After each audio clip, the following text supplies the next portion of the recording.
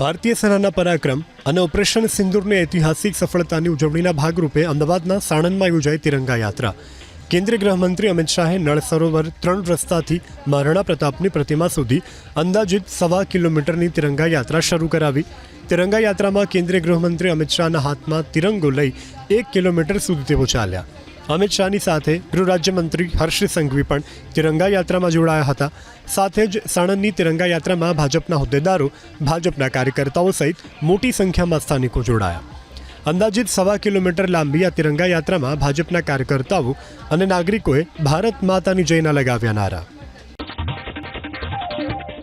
ભારતીય સેનાના પરાક્રમ અને ઓપરેશન સિંદૂરની ઐતિહાસિક સફળતાની ઉજવણીના ભાગરૂપે અમદાવાદના સાણંદમાં યોજાઈ તિરંગા યાત્રા. કેન્દ્રીય ગૃહમંત્રી અમિત શાહે નળ સરોવર 3 રસ્તાથી મહારાણા પ્રતાપની પ્રતિમા સુધી અંદાજિત 1.25 કિલોમીટરની તિરંગા યાત્રા શરૂ કરાવી. તિરંગા યાત્રામાં કેન્દ્રીય ગૃહમંત્રી અમિત શાહના હાથમાં તિરંગો લઈ 1 કિલોમીટર સુધી તેઓ ચાલ્યા.